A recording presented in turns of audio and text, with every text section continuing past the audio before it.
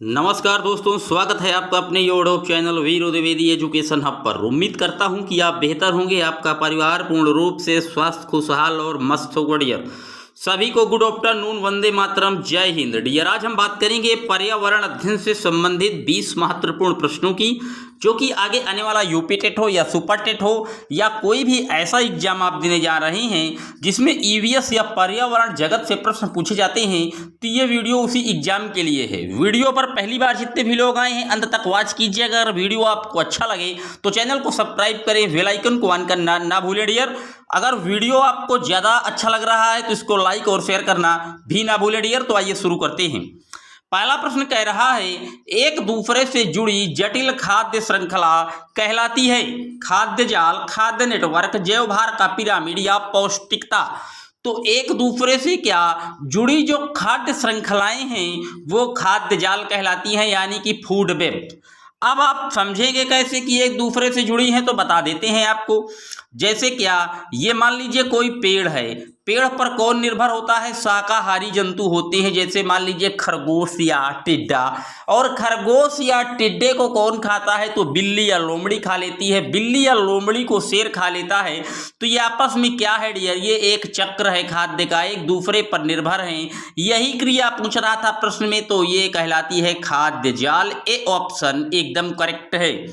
चलते हैं अपने अगले प्रश्न की ओर। निम्नलिखित में से एक पारिस्थितिकी तंत्र के जैविक संगठक को चुनिए। जैविक का अर्थ ये होता है जिसमें जीवन संभव हो, यानी कि जिसमें जीवन की उपस्थिति होती है वो जैविक घटक कहलाते हैं, और जिनमें जीवन नहीं पाया जाता वो अजैविक घटक कहलाते हैं। तो जैविक घटक पूछ रहा है, क्या क्लोरोफिल है, प्लवक है, सूर्य का प्रकाश है या मृदा है? तो डियर, जो जैविक संगठक है पारिस्थितिकी तंत्र का वो प्लवक है।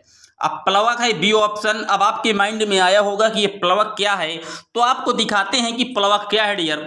ये देखिए, ये छोटे छोटे जो आपको समुद्र में कीड़े दिखाई देते हैं सफ़ेद रंग के, बहुत ज़्यादा चमकीले होते हैं, ये प्लवक होते हैं।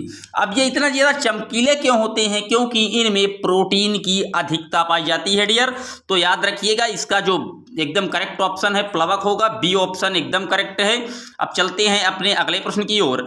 प्रकाश संश्लेषण के दौरान हरे पौधे निम्न में से किसे सोख लेते हैं?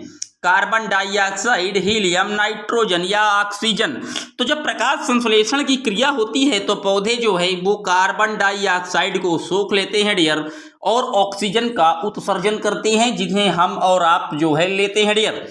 तो अब बता देते हैं, कार्बन डाइऑक्साइड वायुमंडल में 0.03% विद्यमान है।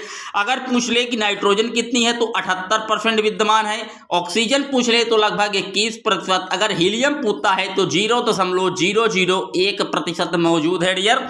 तो नोट रखिएगा, चारों गैसों का परसेंटेज भी एग्जाम में पूछा जा सकता है। चलते हैं अपने अगले प्रश्न की ओर। अपशिष्ट उत्पादों को खाने वाले जीवों को कहा जाता है शाक भक्षी, मृतक भक्षी, मांस भक्षी या रसायन भक्षी? तो अपशिष्ट उत्पाद यानी कि आप उनको कह सकते हैं क्या? मृतक भक्षी, जो कि मरे हुए जानवरों का, मृत शरीर का जो है उससे अपना भोजन प्राप्त करते हैं, तो वो मृतक भक्षी कहलाते हैं। और मृतक भक्षी का उदाहरण आपको दे रहा हूं। जैसे मान लीजिए आपके घर में कोई जानवर मर गया, भैंस या गाय इत्यादि का बछड़ा, जब आप उसको फेंकने जाते हैं डियर, तो जब उसमें आप देखते हैं छोटे छोटे जो कीड़े लग जाते हैं, उसमें जो कीड़े उनमें बैठे होते हैं वो ही मृतक भक्षी कहलाते हैं। और वो क्या होते हैं? तो वो होते हैं जीवाणु और कवक। ये भी आप नोट रखिएगा, जीवाणु और कवक होते हैं, और इन्हें जो है क्या अपघटन कर्ता भी कहा जाता है, अपघटक भी कहा जाता है, डिकम्पोजर भी कहा जाता है, मृतक भक्षी भी कहा जाता है डियर। तो बी ऑप्शन एकदम करेक्ट है। चलते हैं अपने अगले प्रश्न की ओर। निम्नलिखित में से कौन सा क्रम पारिस्थितिकी तंत्र में ऊर्जा प्रवाह के संबंध में सही है? उत्पादक, उपभोक्ता तथा अपघटक? उत्पादक, अपघटक, उपभोक्ता या अपघटक, उपभोक्ता, उत्पादक या उपभोक्ता, उत्पादक, अपघटक? तो आपको पहले मैं बता चुका हूं कि पहले क्या उत्पादक आते हैं, फिर जो है उपभोक्ता आते हैं, फिर अपघटक आते हैं। तो ए ऑप्शन एकदम करेक्ट है। अब ये पारितंत्र में ऊर्जा प्रवाह की बात की जा रही, तो हमेशा पारितंत्र में जो ऊर्जा का प्रवाह है वो एक दिशीय होता है, नोट कर लीजिएगा। अगर पूछे कि एक स्तर से दूसरे स्तर में ऊर्जा कितने % जो है एब्जॉर्ब की जाती है, तो मात्र 10% ऊर्जा ही एब्जॉर्ब होती है और 19% ऊर्जा 90% ऊर्जा का क्या ह्रास हो जाता है। अगर पूछ ले कि यह 10% का नियम किसने दिया था, तो आप बताएंगे कि यह नियम साहब लिंडमैन नामक वैज्ञानिक ने दिया था। एग्जाम में पूछा गया है 10% का नियम, तो यह लिंडमैन का है। इसका ए ऑप्शन एकदम करेक्ट है। वीडियो अगर शिद्दत से आपको समझ में आ रहा है मेरा एक्सप्लेनेशन, तो आप वीडियो को सब्सक्राइब करें और ज़्यादा से ज़्यादा अपने फ्रेंड सर्किल में शेयर करना ना भूलें डियर। चलते हैं अपने अगले प्रश्न की ओर। घास भूमि के पारितंत्र की खाद्य श्रृंखला में सबसे उच्च स्तर की उपभोक्ता क्या होते हैं? शाकाहारी, मांसाहारी, जीवाणु या मांसाहारी या शाकाहारी? तो घास भूमि का जो पारितंत्र है इस खाद्य श्रृंखला में जो सबसे उच्च स्तर का जो है उपभोक्ता है डियर, वो मांसाहारी होता है। बता दे डियर, बी ऑप्शन एकदम करेक्ट है, मांसाहारी। चलते हैं अपने अगले प्रश्न की ओर। खाद्य श्रृंखला द्वारा घातक रासायनों की निरंतर बढ़ती जो मात्रा है वो क्या कहलाती है? पारिस्थितिक संतुलन, जैव सांद्रण, खाद्य स्तर या जैव अपघटन? तो खाद्य श्रृंखला में जो आप घातक रासायनों का निरंतर प्रयोग करते जा रहे हैं, जिसकी मात्रा बढ़ती जा रही है डियर, वो जैव सांद्रण कहलाती है। बी ऑप्शन एकदम करेक्ट है। जैव सांद्रण क्या है तो मैं बता दूं, जैसे मान लीजिए कोई जलीय पौधा है, तो उसकी जो जड़ होती है डियर, जो जड़ जो उसमें जो है सांद्रता हो जाती है, यानी कि जो ऑक्सीजन को, यानी कि जो भोजन बनाने की क्रिया है, जो जल को अपने पार्ट के ऊपर भागों तक ले जाता है, वो एकदम संकुचित हो जाता है, रुक जाता है। तो यही क्रिया जैव सांद्रण कहलाती है। और फिर क्या, उस पौधे की क्या मृत्यु हो जाती है डियर। तो बी ऑप्शन एकदम करेक्ट है। चलते हैं अपने अगले प्रश्न की ओर।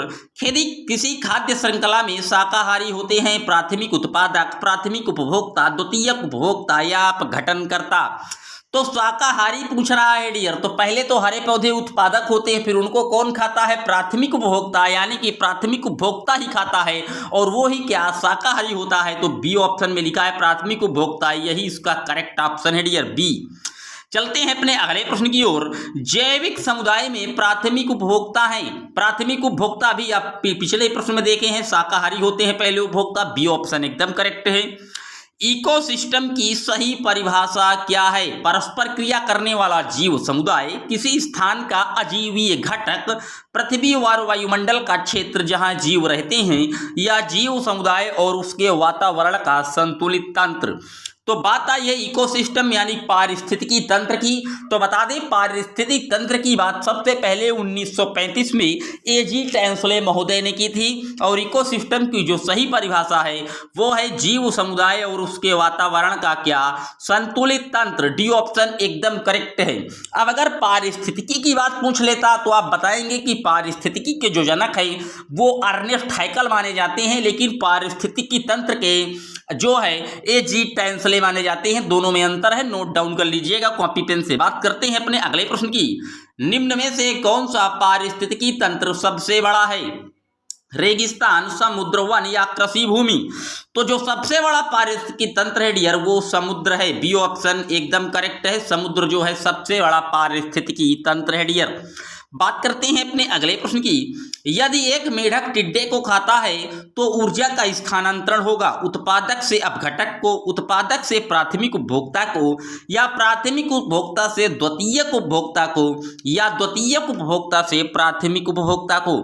तो डियर क्या कर रहा है, एक मेढक जो है वो किसको खा रहा है? टिड्डे को। तो टिड्डा क्या है डियर? तो टिड्डा जो आता है ये आता है डियर प्राथमिक उपभोक्ता में, और जो टिड्डे को खाता है मेढक तो पहले से क्या दूसरे में जा रहा है, यानी कि प्राथमिक उपभोक्ता से द्वितीयक उपभोक्ता वाला ऑप्शन एकदम करेक्ट है। क्योंकि जो टिड्डा होता है ये शाकाहारी होता है, ये पेड़ पौधों को खाता है, और जो प्राथमिक उपभोक्ता शाकाहारी को मेढक खा लिया। मेढक को अगर सर्प खाता तो तृतीयक उपभोक्ता होता, और अगर जो सर्प को जो है मोर खाता तो वो सर्वाहारी यानी कि सर्वोच्च जो है सबसे ऊपर का जो है वो जो है उपभोक्ता कहलाता डियर। तो सी ऑप्शन एकदम करेक्ट है। चलते हैं अपने अगले प्रश्न की ओर।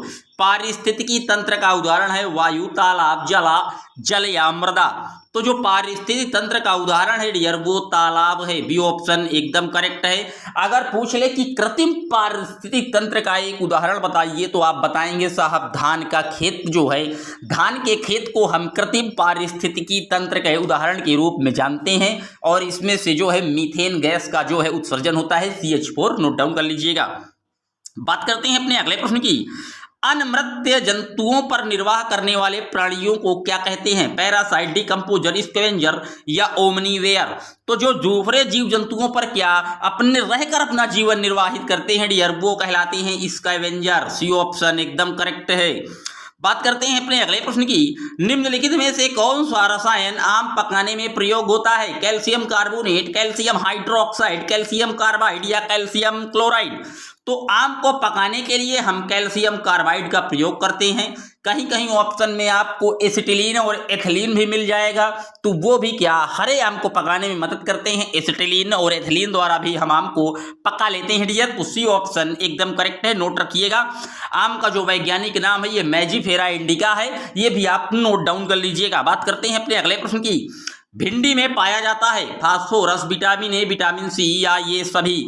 तो भिंडी में जो डियर फास्फोरस भी पाया जाता है, विटामिन ए भी पाया जाता है, विटामिन सी भी पाया जाता है, यानी कि उपरोक्त सभी तीनों ही चीजें क्या भिंडी में पाई जाती हैं। लेकिन अगर पूछ लेता प्रश्न में कि भिंडी में सबसे ज्यादा क्या पाया जाता है, तो आप बताएंगे कि फास्फोरस, सबसे ज्यादा भिंडी में फास्फोरस ही पाया जाता है डियर, नोट रखिएगा।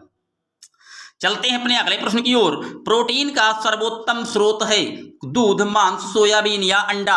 पूछ रहा है प्रोटीन का सबसे बड़ा स्रोत कौन सा है? दूध में भी प्रोटीन पाई जाती है, मांस भी पाया जाता है, अंडा में भी, सोयाबीन में। लेकिन प्रश्न में पूछ रहा है सबसे ज्यादा प्रोटीन किसमें पाई जाती है, तो आप बताएंगे कि सोयाबीन में सबसे ज्यादा प्रोटीन पाई जाती है। सोयाबीन के बाद मूंगफली में दूसरे नंबर की प्रोटीन पाई जाती है। और सोयाबीन का जो उत्पादन है वो सबसे ज्यादा मध्य प्रदेश में होता है, इसीलिए मध्य प्रदेश को हम सोया प्रदेश के नाम से भी जानते हैं डियर। तो सी ऑप्शन एकदम करेक्ट है। अब बात करते हैं आज के अपने अगले और अंतिम प्रश्न की। मादा मच्छर रक्त चूसने का कार्य क्यों करती है? मलेरिया फैलाने के लिए, संक्रमण फैलाने के लिए, अपने जीवन को बचाने के लिए या अंडे देने के लिए। तो मादा जो मच्छर है वो रक्त चूसने का कार्य करती है डियर, वो अपने जीवन को क्या बचाने के लिए करती है डियर। तो सी ऑप्शन एकदम करेक्ट है। ये थे टॉप 20 महत्वपूर्ण प्रश्न जो कि पर्यावरण जगत से संबंधित थे। उम्मीद करता हूं कि प्रश्न आपको शिद्दत से समझ में आए होंगे। अगर एक एक प्रश्न आपको शिद्दत से समझ में आया है और आपको लगा है कि यहाँ से हमने कुछ अच्छी चीज़ें प्राप्त की हैं, तो वीडियो को शेयर करें और दबा कर लाइक करें। और पहली बार आप आए हैं चैनल पर तो सब्सक्राइब करें। मिलेंगे आपसे जल्द ही एक और वीडियो में, तब तक के लिए जय हिंद, जय Bharat. Thanks for watching my video.